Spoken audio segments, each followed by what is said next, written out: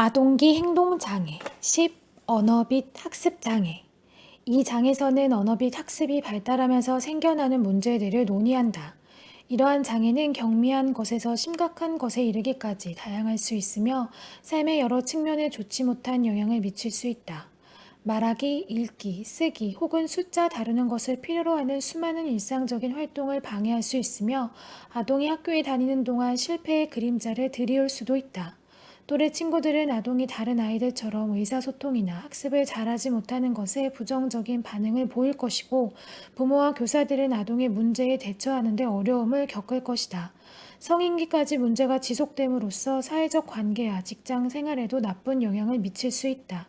사실상 산업빛 기술 문명이 발달한 세상에서는 특정한 종류의 기술과 학습에 대한 요구가 증가되기 때문에 언어빗 학습장애는 개인의 삶에 점점 더 큰 영향을 미친다고 할 수 있다. 의사소통과 학습의 문제는 많은 의학적, 유전적 증후군과 관련이 있다. 그러나 이 장에서는 그런 상태들에는 초점을 두지 않는다.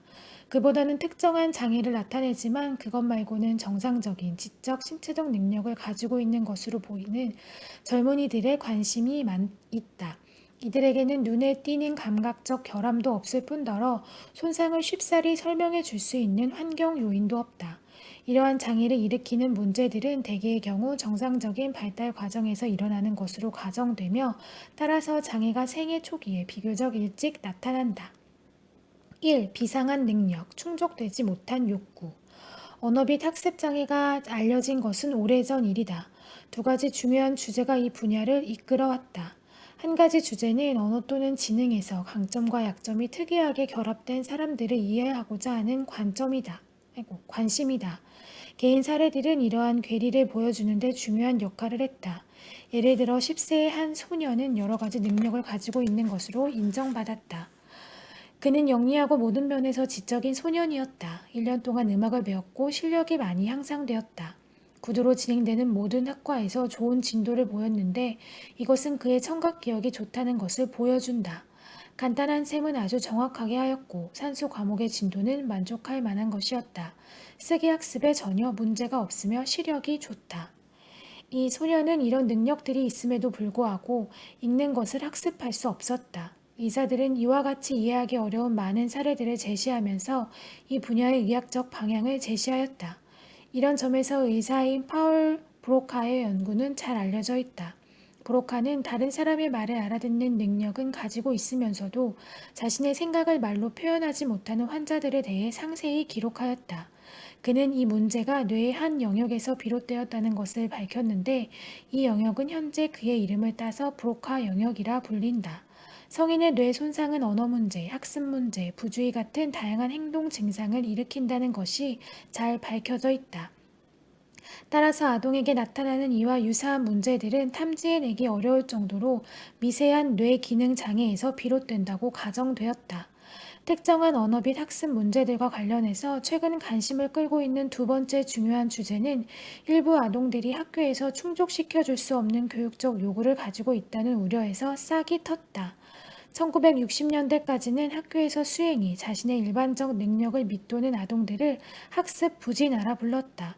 사람들은 이런 아동들의 심리사회적 행동, 동기, 불안, 가족 기능에 관심을 기울였다. 또 이 아동들 중 일부는 읽기와 산수 같은 특정한 학습 문제를 가지고 있고, 일부는 미세 뇌 손상이 있는 것으로 추정되었다. 많은 부모와 전문가들은 이런 아동들의 요구가 충족되지 않고 있다고 믿었다. 그 무렵 행동주의 과학자들은 학습 장애를 치료할 수 있는 치료법을 제안하기 시작하였다. 1963년 여러 기관의 대표들이 지각 장애 아동 기금 이후 원한 심포지엄에서 회합을 가졌다. 존경받는 교육자였던 사무엘 커크는 문제가 되는 아동들의 신경학적 기능 장애와 관련이 있다고 추정되는 다양한 결함, 특히 학습 문제, 지각 문제, 과잉 행동을 보인다는 것을 지적하는 강연을 하였다. 커크는 이 아동들에게 학습 장애라는 용어가 적합하며, 또 이 장애를 지닌 아동들을 찾아내기 위해 신경계 기능 장애를 확인할 필요는 없을 것이라고 주장하였다. 커크는 학습 장애라는 용어가 이 아동들이 필요로 하는 평가 및 교육적 개입을 조장하고 이끌어갈 수 있을 것이라고 생각하였다. 그날 저녁 이 회의의 참석자들은 학습장애 아동 학회를 창설하였다. 학습장애는 새로운 용어는 아니었지만 커크의 연설은 새로운 분야의 창설을 자리매김하였다. 이 용어는 점차 전문가 집단과 부모들에게 널리 수용되었으며 이를 중심으로 연구 분야가 성장하기 시작하였다. 그 이후로는 교육자와 부모가 그때까지 의사와 심리학자가 주도하던 영역에서 중요한 역할을 하게 되었다. 학습 장애라는 용어가 아니었다면 정신지체라고 명명되었을 자녀를 둔 부모는 자녀의 문제가 제한적이고 치료될 수 있다는 희망을 갖게 되었다. 교사는 학생의 실패가 자신의 탓일지도 모른다는 의구심에서 벗어나게 되었다. 학교 행정가와 다른 전문가들은 아동들이 특수 서비스를 받을 수 있게 해주는 명칭을 갖게 되었다. 그리하여 학습장애로 명명된 아동들은 처음부터 이질적 집단을 이루었으며 이들을 명명하는 사회적 맥락도 상당히 복잡한 것이었다. 2. 정의의 문제. 컬커와 동료들은 제시한 학습장애의 정의는 대단히 중요한 것이 되었다. 연방정부가 학습장애 아동의 특수교육을 의무화하면서 이 정의를 채택하였기 때문이다. 이것은 1975년에 공법 94-142조 장애아동교육법으로 통합되었다. 연방정부의 각 주에서 사용하는 정의는 다음과 같다.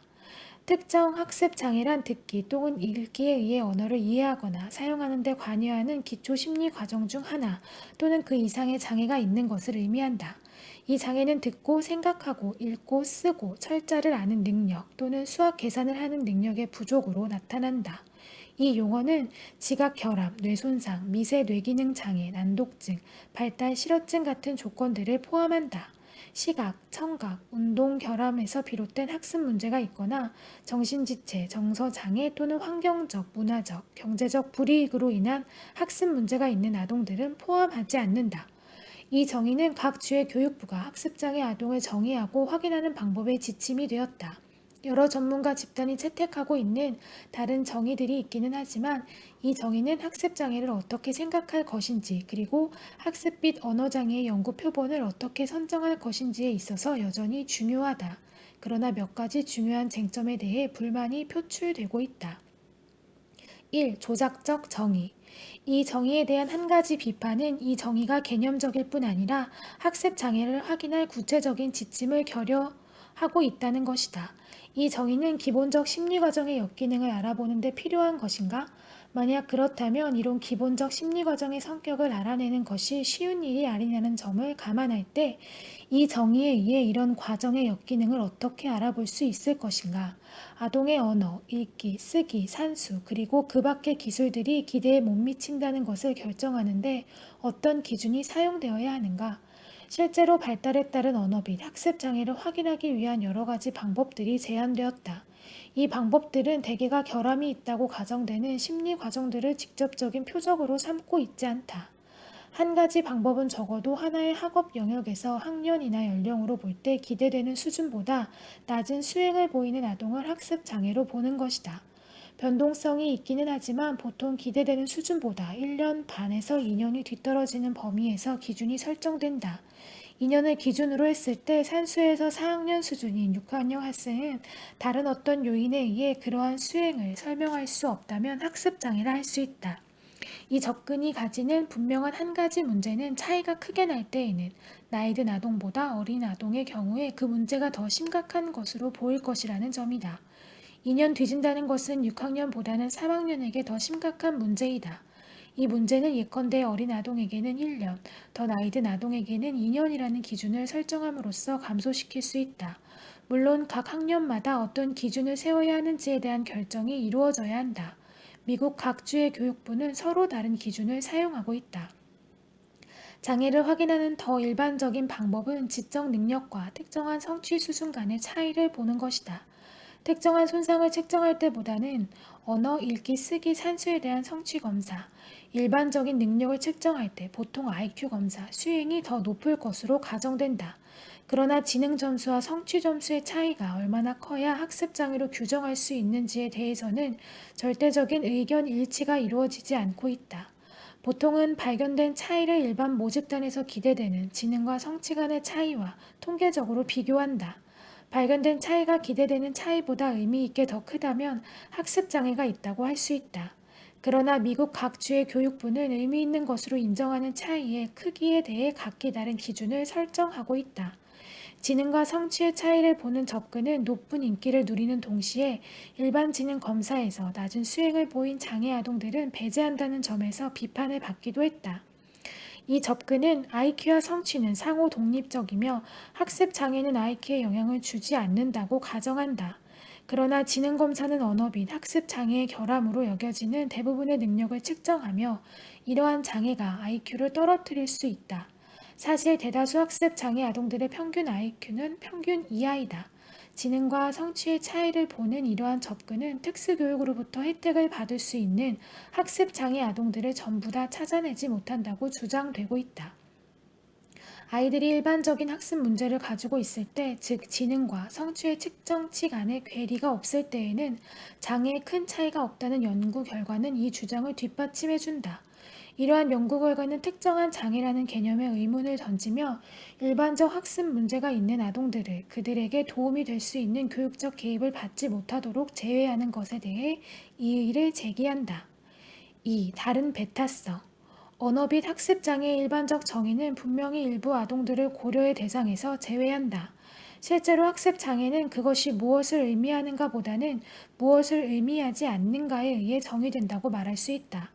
학습 장애는 기본적으로 시각, 청각 및 운동의 문제, 정신 지체, 정서적 손상 또는 환경적, 문화적, 경제적 불이익에서 비롯되지 않아야 한다. 이런 모든 요인들은 아동의 의사소통과 학습을 방해할 수 있지만 이런 요인들이 일으킨 문제는 특정한 언어장애 혹은 학습장애의 개념에 맞지 않는다. 이런 배타성에 대해 상당한 우려가 제기되고 있다. 한 가지 우려는 장애의 1차적 원인을 밝혀내기가 쉽지 않다는 것이다. 예를 들면 정서장애는 1차적 원인일 수도 있고, 즉 학습 문제를 초래할 수도 있고 2차적 원인일 수도 있다. 학습 문제에서 초래될 수도 있다. 또한 일부 학습 장애는 동기의 결여, 문화적 불이익, 그 밖의 다른 요인들로 인한 학습 부진과 구별하기 어려울 수도 있다.